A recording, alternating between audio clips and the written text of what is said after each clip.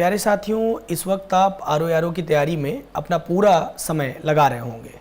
Are की तैयारी के दौरान हिंदी विषय की भूमिका आप सभी से छुपी नहीं है। हिंदी विषय में आप सभी जानते हैं कि यह न केवल आपको प्री एग्जामिनेशन में अच्छे अंक लाने में अपितु मुख्य परीक्षा में भी एक अग्रणी भूमिका निभाने में आपकी मदद करती है। तो आइए समझते हैं कि पूरे के पूरे 6 टॉपिक पर अब आपको कैसे ध्यान देना चाहिए।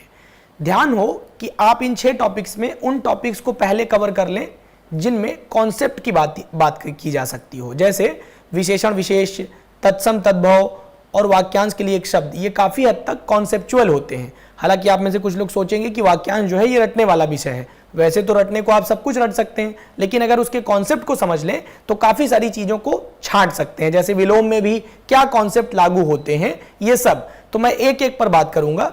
विशेषण पूरी तरह से कॉन्सेप्चुअल टॉपिक है, तो इसके कॉन्सेप्ट को समझना आपकी नैतिक जिम्मेदारी बनती है, क्योंकि आप जब 10 सवाल आपके पेपर में होंगे तो 10 के 10 सवाल कॉन्सेप्ट के बिहाफ पर कर सकते हैं। जैसे इसके चारों प्रकारों से पूछे जाने वाले प्रश्न, विशेषण की अवस्थाओं से पूछे जाने वाले प्रश्न, साथ ही साथ विशेषण और विशेष से गिनने और पहचानने और 4 विकल्पों के आधार पर विशेषण चुनने और विशेष से चुनने के संबंध में प्रश्न। इस पर आपकी विशेष समझ विकसित कर लेना आवश्यक महसूस किया जाना चाहिए।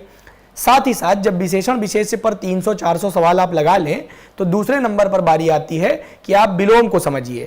विलोम और वाक्यांश को साथ में पढ़ा जाना चाहिए, क्योंकि वाक्यांश में प्रयोग किए जाने वाले बहुत सारे शब्द जिनके अर्थ आप नहीं जानते और वाक्यांश के तौर पर आप उनको पढ़ लेते हैं, उनका विलोम आप बना रहे होते हैं। तो ध्यान रखिएगा कि विलोम में भी कॉन्सेप्ट का इस्तेमाल होता है, जैसे कुछ उपसर्गों को लगा करके मूल शब्द में कुछ उपसर्ग लगा करके उसके विलोम बनाना। तो बहुत सारे शब्द ऐसे होते हैं जिनमें उपसर्ग लगा करके उसके विलोम बनाए जाते हैं। साथ ही विलोम में एक कॉन्सेप्ट लागू होता है कि संज्ञा के लिए संज्ञा विलोम, सर्वनाम के लिए सर्वनाम विलोम, क्रिया के लिए क्रिया विलोम, क्रिया विशेषण के लिए क्रिया विशेषण, तत्सम शब्द का विलोम हमेशा तत्सम शब्द और तद्भव शब्द के लिए विलोम हमेशा तद्भव शब्द। ये नियम लागू होते हैं। लेकिन मान लीजिए कि अगर आपके एग्जाम में ऐसे विकल्प ना मिलते हों जो एकदम सुटेबल हो, तो आप कैसे उत्तरों का चुनाव करेंगे? तो यह अभ्यास एक प्रक्रिया है जिसके माध्यम से आप इन चीजों को दूर कर सकते हैं।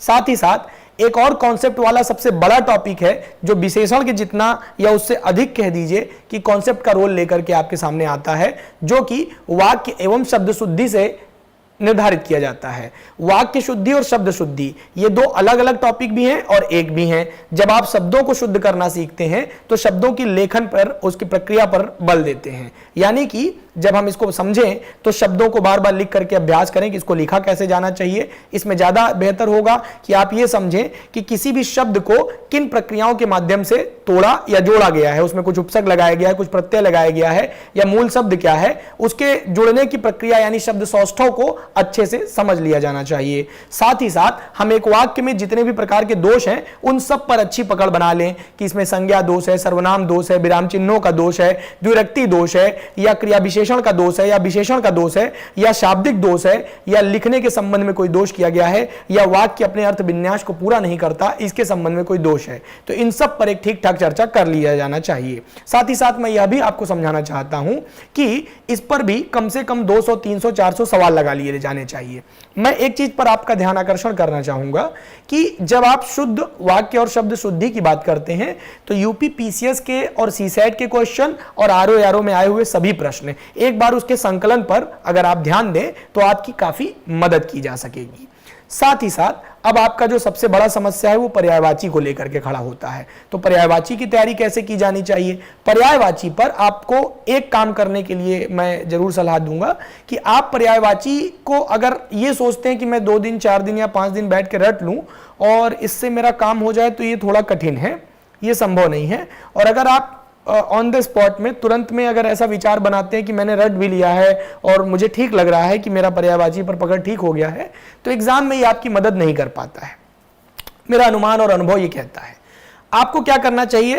प्रतिदिन का एक टारगेट बनाइए कि मैं 20 मिनट, 25 मिनट या आधा घंटा अपनी योग्यता के अनुरूप, अपनी कैपेसिटी के अनुरूप 20 मिनट से लेकर के 30 मिनट तक आप जो है प्रतिदिन पर्यायवाची पर ध्यान दीजिए। कैसे देना चाहिए?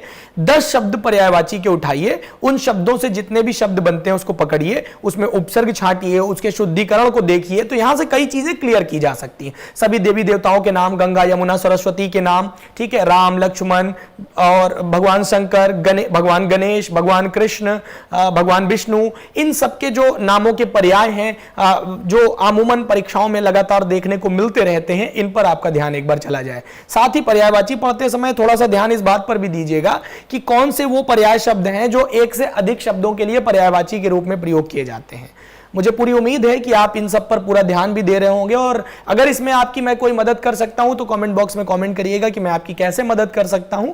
साथ ही साथ अगर आपने अभी तक हमारा एमसीक्यू बैच, जो कि लक्ष्य बैच है, ऑनलाइन अथवा ऑफलाइन किसी भी माध्यम से ज्वाइन नहीं किया है, जो कि चैप्टर वाइज है, तो आपको ज्वाइन करना चाहिए। यह समय अभ्यास का समय है। युद्ध क्षेत्र की तैयारी में जब आप युद्ध की रणनीति तय कर रहे होते हैं तो उसमें अभ्यास की भूमिका सर्वाधिक होती है, यह बात नहीं भूलनी चाहिए।